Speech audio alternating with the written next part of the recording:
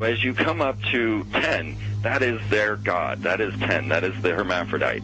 But if you stop at 9 and you skip to 11, skipping God, then you are a Luciferian. Because 11 is the number of the magician. It's the one step above. Once you have accomplished the tree of life, you are now the magician. You are one above 10. But they're doing it by skipping God. That's the symbolism of 9/11.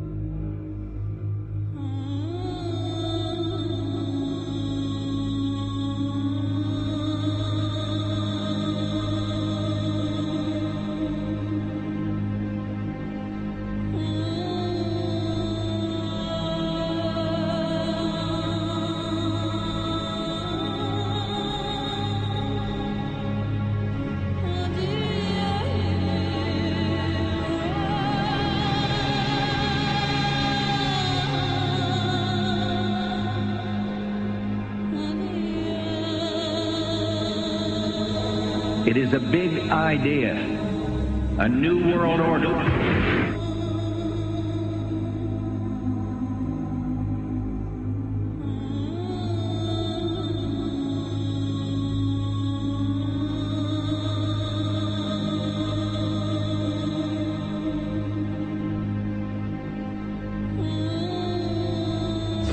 A lot of Simon. We were supposed to kill two birds with one stone.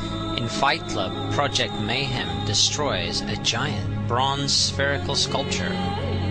This seems an obvious reference to the sphere at the World Trade Center complex.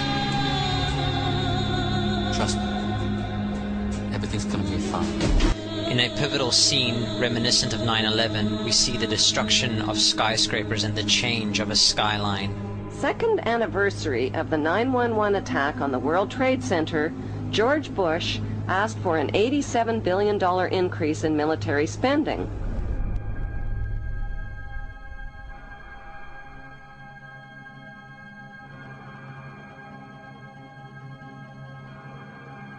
In 1904, Crowley would receive the Book of the Law soon after meditating in the King's Chamber of the Great Pyramid. He claimed he had been contacted by a being called Aiwass. Crowley would also use this symbol in his work. Some of its meanings are said to include a reference to the number 77 in Hebrew and a connection to the god Pan. Crowley made this drawing of a non-human intelligence he saw during a ritual.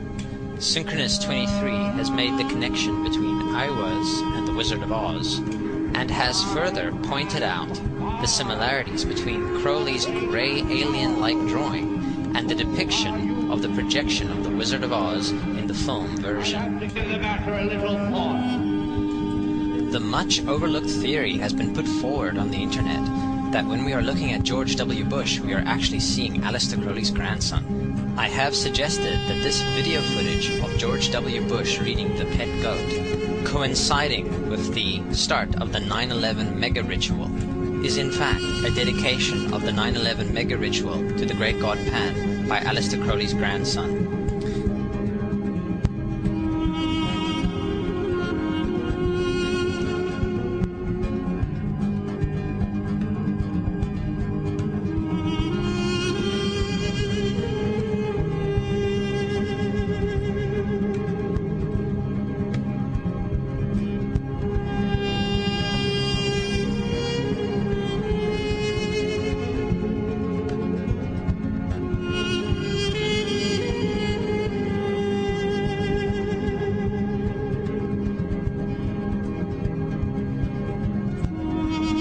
Things get a little weird. This is the 1978 version of The Wizard of Oz, The Wiz. Again, we see the Emerald City connected to New York. On arriving at the end of the Yellow Brick Road, Dorothy and her companions go through the circular portal. Through the door, we see 3 pyramids. Behind the pyramid shape, in between the pyramid pillars of the World Trade Center, we see the sphere, the representation of the Kaaba.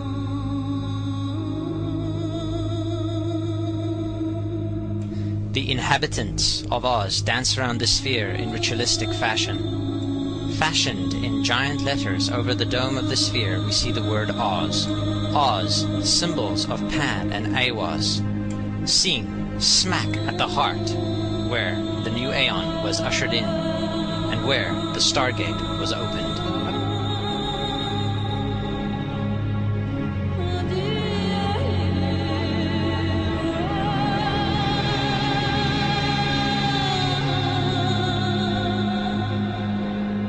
Between the Twin Towers is called the Spherical Caryatid. It was made by artist Fritz Koenig and was nicknamed the Sphere.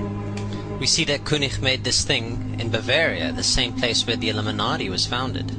The most interesting fact about the placement of the Sphere at the World Trade Center Plaza has to be that architect and designer of the World Trade Center, Minoru Yamasaki, intended the plaza itself to be a representation of the Grand Mosque of Mecca, the Sphere in particular taking the place of the Kaaba.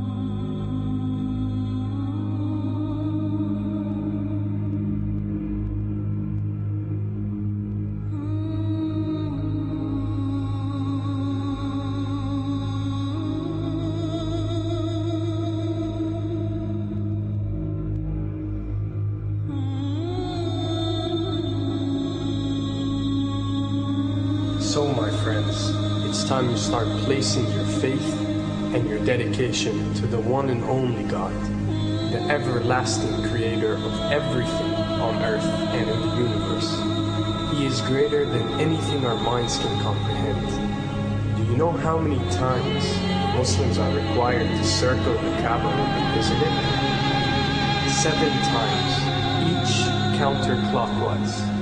Would you like to know why?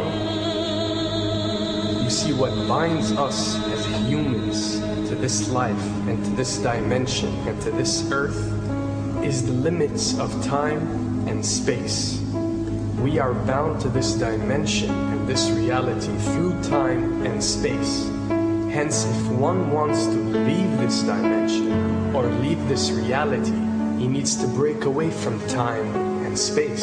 So when you visit the Kaaba and you rotate counterclockwise, what is this practice actually doing? It is literally helping you elevate your soul and elevating yourself to break away from time and space so you can touch something so unique and so beautiful and so powerful that it changes your life forever. And if you don't believe me, ask anyone who has visited the Kaaba how he or she felt or how their lives have changed ever since.